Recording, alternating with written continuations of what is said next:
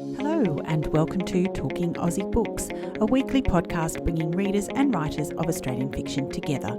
I'm Claudine Tinellis. As an avid reader and passionate advocate for Australian fiction, I make it my mission to spotlight local talent.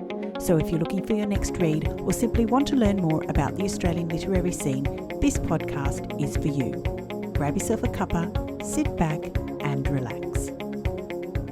Lyn McFarlane is a Canadian-Australian writer and lawyer whose debut novel, The Scarlet Cross, was recently released by Pantera Press. A complex and intriguing crime thriller that takes a thought-provoking look at the healthcare system along with the justice system in North America, so particularly topical in light of what's happening in the US at the moment. Clever and twisty, this book held me in its clutches as I raced to the last page, desperate to know how it would all end. And I'm excited to have the chance to chat with Lyn about this book on the podcast today. Welcome, Lyn. Thank you very much, Claudine. It's lovely to be here. Now, this book was absolutely terrific. It had so many complex layers and it had such fascinating observations of healthcare models, particularly religious-based healthcare. Could you ever have imagined that this book would be released against the kind of political and legal storm that has broken in the US in light of the reversal of Roe versus Wade? You know, it's really interesting. When this book was being published, I thought to myself, the abortion theme, it's just going to be completely out of date. Because those days of women needing to make their case clear to courts and to Catholic religious hospitals, those days are over. We're past that. And so what's happening in the United States is just, it's devastating. I'm very, very sorry that the book is so topical in that way. And I didn't predict it. No, I don't think that any woman at this point in 2022 would have predicted where we are. Yeah. Yeah, indeed. It is a sad state of affairs. And look, we can talk a little bit more about that later. But I wanted to say that this book to me was like a good police procedural crossed with hospital drama. It was like a CSI meets Grey's Anatomy, if you will. So when you started writing this novel, was that what you had in mind, or did it start as something different? The original inspiration for the novel, it came from my sister. She is an avid primer and a former psychiatric nurse, and she suggested a hospital as the main setting for crime. And we both agree that hospitals were these unique public places, and the frontline workers within them are often on the coalface of crime, especially in the emergency department. But also, I really love the idea of hospitals as they're these revered spaces where care for the vulnerable is the overriding principle. And they're places where we feel safe, where we feel we belong. But they're also places that are very public and lots of different people can get access to them. So they have a bit of a threatening aspect, at least in my mind as well. And I'm just fascinated with nurses. My sister, as the inspiration, was a psychiatric nurse, and my mother's been a nurse of 45 years. So that all led me to really want to focus the book on hospitals and nursing in particular. Yeah, fantastic. So was there a particular event that started you on the journey to writing Meredith Griffin's story? You know, it's interesting because I knew that the hospital was going to be the setting. I spent a lot of time developing the hospital. It is completely a creation of my own imagination, as is the city itself, the city of New Westdale. I didn't want to be constrained by a real urban setting like Vancouver or Seattle. I wanted to, even though those cities inspired the setting for the book, being on the Pacific Northwest coast. And as I was imagining the setting, the characters presented themselves, and characterization for me quite often characters appear almost like in a flash of lightning for me, and many of the characters in this book did appear in that way. Meredith, however, took a long time to develop in my mind. I knew that she was going to be a caregiver, obviously, as a nurse, but I also wanted her to be a caregiver in a family setting, and I didn't want to revert to the traditional role of mother. I wanted her to be a caregiver from a very young age. So the idea of Meredith as the sister of someone who has a serious medical condition really chimed with that. So I had her as a nurse, and I had her personal story being the sole caregiver for her sister, and how she appeared physically took a really long time. It took me a long time to kind of understand what she looked like. I knew that she was active in the hospital. I knew that she was a highly talented psychiatric or emergency nurse with a psychiatric specialty. I knew that she had access to senior management, but she was also delivering frontline care. So all of those things came, but certainly physically and her kind of the way she actually looked, it took a long time. It's like she was emerging through fog. But yeah, I did know that right away she was going to be a caregiver with a pretty complex personal story. Now, Lyn, we talked a little bit about this before we started recording, but your bio says that you split your time between Canada and Sydney. So I wanted to know, did you start writing the story here or there? I definitely started writing it here. The climate and the sort of physical setting of the Pacific Northwest coast has always been a real inspiration for me. We have a family cabin up on Vancouver Island, and the grey rubble beaches and the really atmospheric environment, the cedars, the trees, the landscape, the soil, the actual ocean, all of those things were I just knew when I started writing that was the setting that inspired me. And in some ways, I did actually spend a lot of the time writing the book in Sydney, but I did have trips during the period of the writing to Vancouver and to Vancouver Island. For those who haven't read the book yet, could you tell me more about the story? Sure. So the Scarlet Cross is set in a Catholic hospital, like we were saying, on the stormy Pacific Northwest coast, and it stars the hospital's lead emergency nurse, Meredith Griffin. At the start of the novel, Meredith notices a pattern of young women coming into her emergency room and dying from a mysterious laceration. And everyone around calls this fatal injury as self-harm, because in the emergency room, the women that she sees with this particular cut are actually self-harmers. And those professionals around her tend to see the cut as simply an extension of this self-harm. Meredith thinks otherwise, though. She believes her patients have been victims of foul play. So she teams up with her detective boyfriend, who is conveniently a homicide detective, to take things into her own hands and get to the center of the mystery. But as they get closer to the truth, they face resistance from all quarters. The hospital, the Catholic Church, and even the police are really resisting their investigation. And very soon Meredith finds herself in a race against time to get to the truth and also to save the next victim. You talked a little bit about your inspiration for Meredith before, but I just wanted to chat about her a little bit. She was, to me, a fascinating study, a person who not only excels in her job, but also someone who manages mental illness and drug addiction. She's a high-functioning narcotic addict, basically, and I would say a borderline alcoholic. So while she's integral to helping solving the murders of the three women who initially thought to have committed suicide, she was quite a contradiction, wasn't she?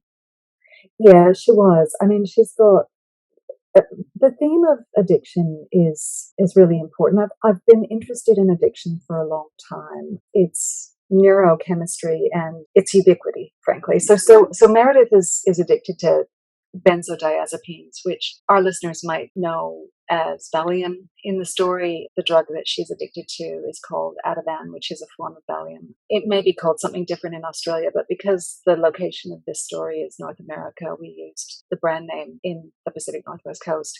They're basically highly addictive relaxants, and their impact on an individual is quite different. Some people will take them and get knocked out. Other people, it's sort of like just having a couple of drinks takes the edge off. And for Meredith, she's got a difficult backstory. She was raised by parents in a loveless marriage. She lost both of them quite tragically. When that happened, she was left as the sole caregiver to a younger sister with a serious medical illness. She also has a mental health condition that's challenging. She's got mild obsessive compulsive disorder, and she just takes drugs to help her manage life. She soon realizes that her addiction makes her vulnerable to the people that want to see her fail, and this compels her to make a conscious effort to tackle it. But I really wanted to present addiction as something that is quite ubiquitous, and I guess, as a society, I think we do tend to stigmatize addictions. We tend to separate addictions we stigmatize them, and I think that detracts from our understanding of them. What causes them, what is the neurochemistry that sustains them, and what are the wounds that often lie beneath them. And um,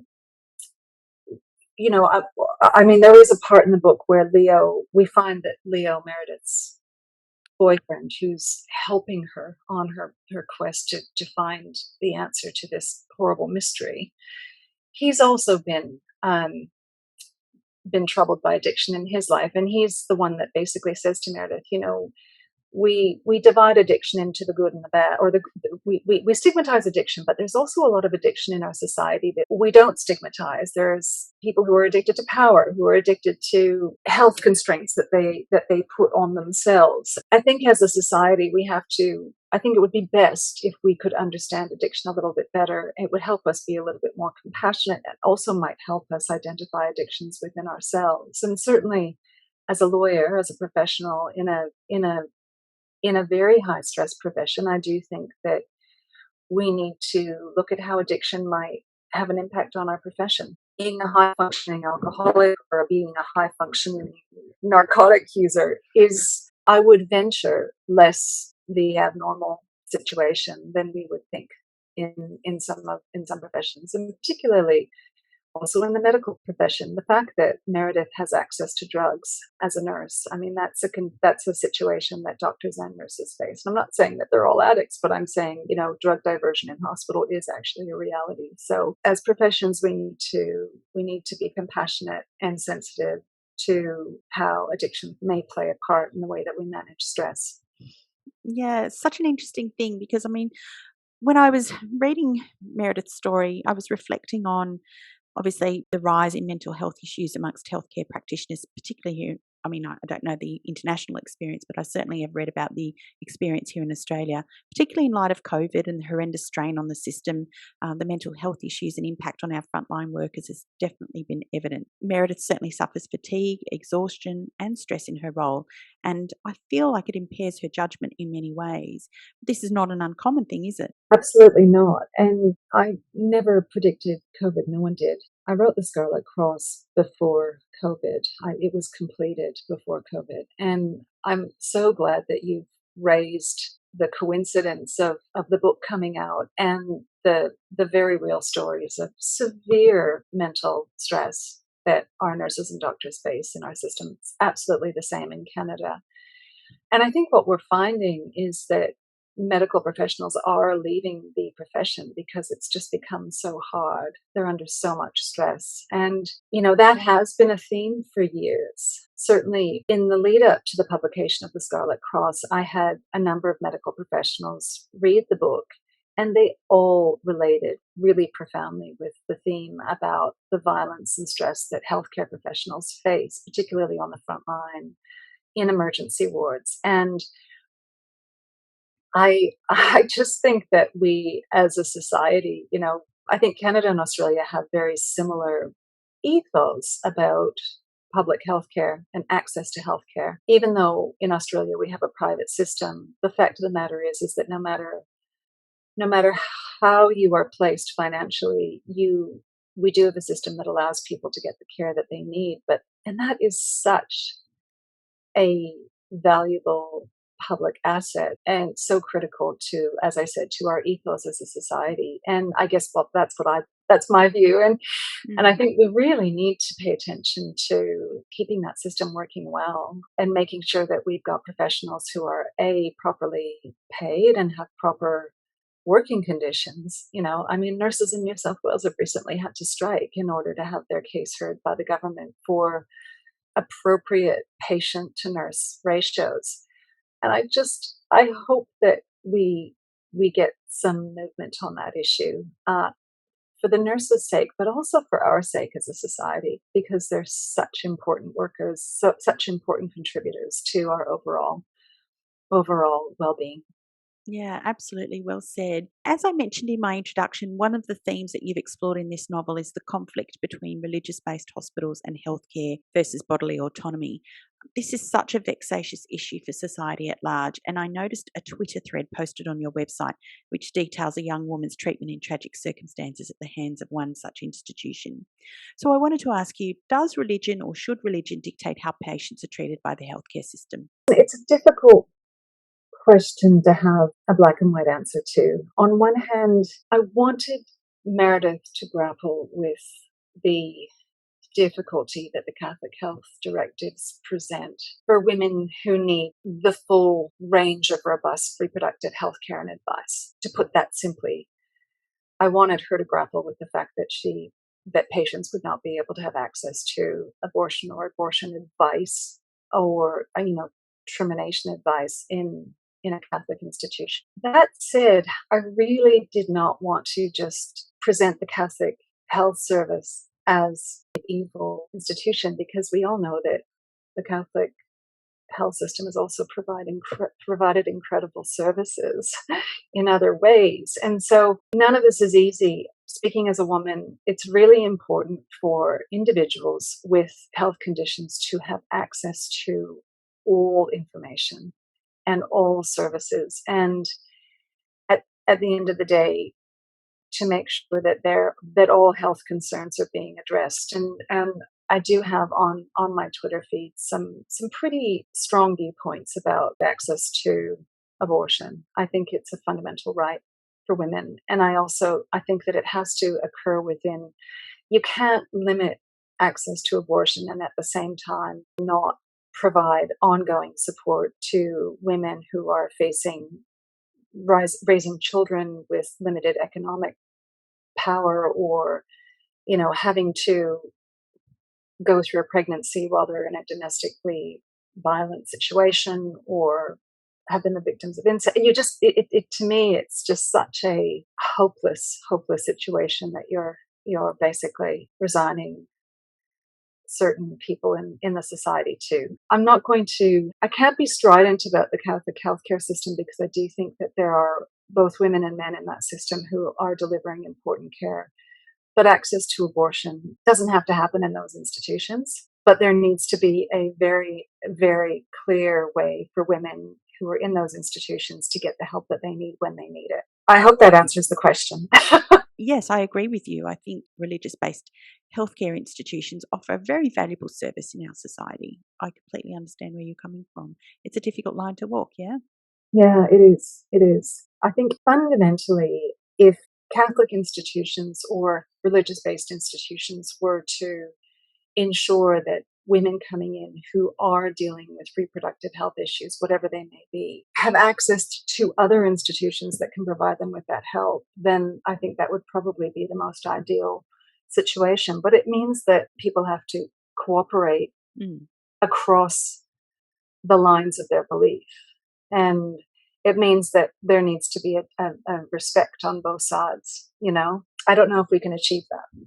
Yeah, as I said, a very vexatious issue at the moment. Look, I wanted to make it clear that I think, particularly here in Australia, and I think you said it very well yourself, Lyn, that we have so many incredible, caring, giving practitioners in our healthcare system, and we're lucky to have, a public healthcare system that offers universal service for all, irrespective of your economic circumstances. But I feel that even here in Australia, to question doctors and the system is not always welcomed. And for Meredith to do so, as she does in this book, shows a great deal of courage and determination, doesn't it? Yes, it does. It absolutely does. I don't really deal with the public versus private aspects of how healthcare is funded or anything like that, because that's not really a theme that I highlight. But certainly, how I feel politically and personally is that public access to healthcare really does say a lot about your ethos as a society. And I would be very sad if that were to change in Australia or Canada. Lyn, you said it earlier, but self-harm is a prominent theme, I think, in this book. And this is such an epidemic in current society, isn't it? It is. It is. And one of the reasons why I wanted to tackle that, it's threefold. One, I really wanted to draw the connection between young women self-harming and social media. Now, there's a small reference to social media, but I do think, and we now have some pretty good data about how social media is affecting the self-image and self-esteem of young women, but also young men. I mean, in the Scarlet Cross, self-harm becomes a misread signal of foul play. And the self-harm that's particularly looked at in the book is cutting. But there are so many other forms of self-harm that young people inflict on themselves, and young men as well, engaging in risky behavior. And when I first started writing or thinking about the book, there had been a really, really in-depth study by, and I'm going now, the name of the organization has slipped my mind, but it is something that has been the subject of a lot of important research recently. And I think that, yeah, as a society, I think we're also, particularly during COVID, and I can say this in the workplace, I think we're getting better at being aware of those kinds of mental health issues. Certainly, in my experience as a lawyer, there's a greater emphasis on mental health awareness in the workplace and mental health first aid. So making the workplace a place where people actually are trained to identify when someone's really going through a hard time, and being able to have an initial conversation with them and get them to professional help. That to me is really important, but that doesn't necessarily address the situation with young people. And hopefully in schools, mental health first aid is something that that is taken up in those institutions as well, because we just need as a society to be aware and to have our antenna out for young people who are going through it, but also people of any age who are going through it. We spend a lot of our time at school, we spend a lot of our time in the workplace, so it's there where a lot of these problems surface. Hopefully we as a society can just become more sensitive to it, because surely compassion and support can occur in those places. We can't expect students and workers to just be perfect, or to leave their mental health issues at the door of the workplace or the school. Yeah, absolutely. Lyn, I wondered, given all the things that Meredith was juggling in this book, how you got inside her head. Oh gosh. I mean, a lot of conversations with nurses, because I needed to really locate her in the hospital. And I think just through the writing process, I really do believe that characters do take on a life of their own, and you get to know them every time you sit in front of your screen and write your scenes and your exchanges, your dialogue.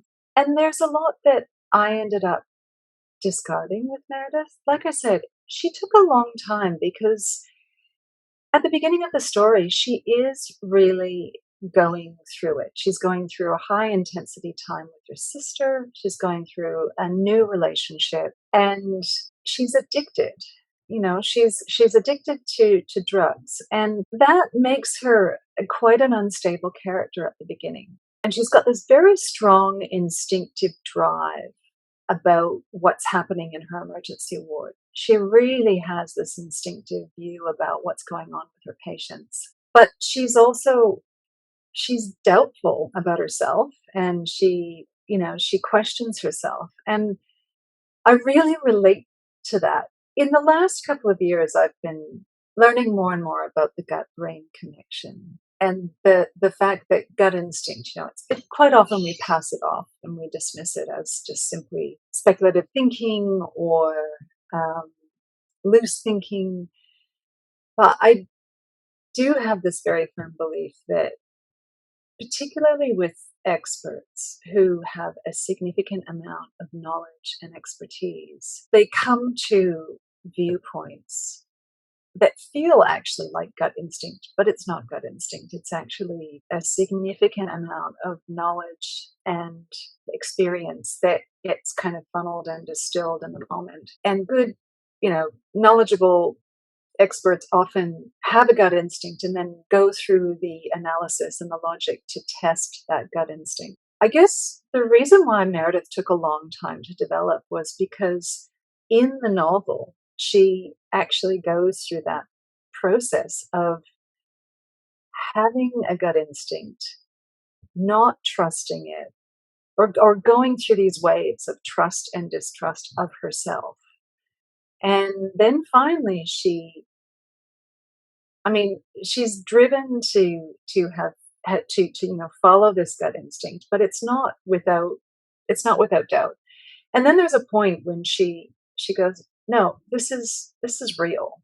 This is real for me. And it was only then that I think that I really got into Meredith's head. So I guess I would just describe the process as having a character who's unreliable for a number of different reasons. And then the trajectory, that character arc moved me as a writer to a place where I really, like, she knew what the truth was, and I knew her when she realized what the truth was. So it took me a long time to get to know her. Let's put it that way.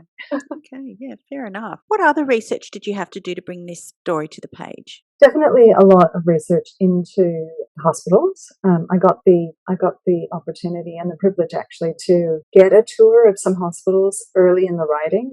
As I said before, I designed the hospital completely from my own imagination, but I definitely had access to the underground tunnels of a couple of hospitals in North America, and that was really useful because the tunnels do feature. It's an architectural space, and in the book that features really importantly in the plot and the atmosphere and the setting. So I spent a lot of time researching hospitals. I spent a lot of time talking to medical professionals about how things worked.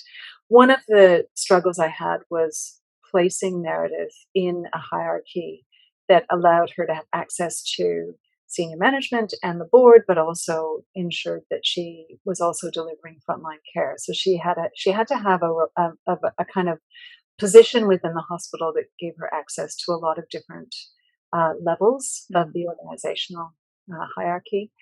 I spent a lot of time researching addiction and a lot of time reading about schizophrenia and OCD. I've always been interested in mental health. I do think that as individuals, we can, I think mental health exists on a spectrum, and at different points in our life, we can kind of slide along that spectrum. Some of us have a very narrow range within the spectrum, and others, perhaps a bit broader. And then, there's others with really significant conditions. Even those with significant conditions, like Meredith's sister Bella, who lives with schizophrenia, there are times when a person living with schizophrenia can be very asymptomatic. So I spent a lot of time thinking and reading and listening to podcasts and doing desktop research around mental health and around mental illness. And delusional disorder is another one, obviously, that's relevant to the plot. And also research into drugs and research into police procedure, of course. Even though it's not a police procedural, that's not how I would define the subgenre of the Scarlet Cross. It does have police procedure in it. And so I did speak to a number of policemen, which was a really exciting part of the research too. Yeah, fantastic. So, Lyn, if there was one thing that you would like people to take away from this book, what would it be? I hope that people see the development of Meredith, her movement from being this unreliable character to someone who becomes much more assured as the story progresses, and who really takes matters into her own hands in a capable way, and has real self-belief by the end of the story. The relationship between the siblings and the importance of that relationship between Meredith and Bella, the importance of family and compassion. And I really liked the theme of Meredith's family friends, Charlie and Evelyn, who are two really strong and important women in her life. Despite the fact that she doesn't have parents anymore, she does have family friends who really do provide her with support. And I think that's really important, that we need a whole network of caring and compassionate people to get us through different parts of our lives. And it doesn't always have to be family. And family friends or friends can often take the role of family members when we've lost them. Frankly, I just hope that people enjoy the book, that they enjoy the hospital drama, and that they enjoy the thriller aspect, and that they feel compelled to read it. Ultimately, I really do want to present a compelling story. One of the things I love about crime is, first of all, it is a really diverse genre. It's become such an interesting genre to write in and also to read in, because, of all the various different subgenres, the police procedurals, the cozies, the domestic thrillers, and the various different forms of noir that we have on offer. But the other reason why I love writing crime is a tear in the social fabric, and it allows us to see underneath the surface of things, and it really does allow us to see the flaws in the characters that we might trust, and also the fortitude of the characters that we might underestimate. And I do think that Meredith falls into that bucket of someone who we might underestimate at first, but she ends up being very morally strong and committed in her belief by the end of the book. Lyn, you might know that there are a lot of writers who listen to this podcast, and I wondered, given your experiences to date, if you had any tips for aspiring authors out there. There's a couple of things over the course of the last couple of years I've really taken on board. When I started to write The Scarlet Cross, I had tried to write a novel about 15 years earlier, but it didn't get past the first maybe 4 or 5 chapters, and it's still in my desk drawer. I wanted to try writing a novel again, but I didn't know how. I just didn't know how. So I do think one of the first things I would say is go and get help. There's wonderful, wonderful courses out there. Australia is just fantastic in terms of what it has to offer young, aspiring, emerging writers. Writing a novel course with Faber Academy was so valuable for me.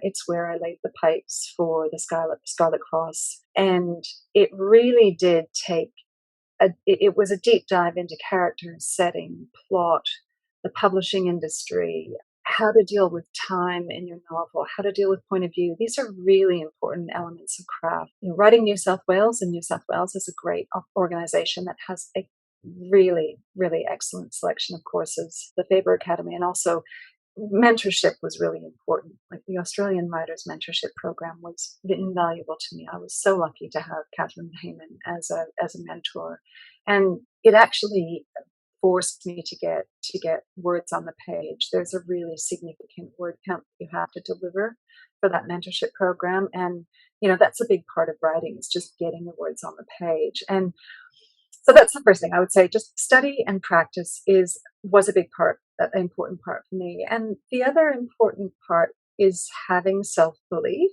Andrew O'Hagan, who's a wonderful Scottish novelist, he came as a guest speaker at the Faber Academy here in Sydney, and he said something that's really stuck with me, and I now have it pinned to the corkboard above my computer. He said, there are readers out there whose imaginations need to be replenished by your story.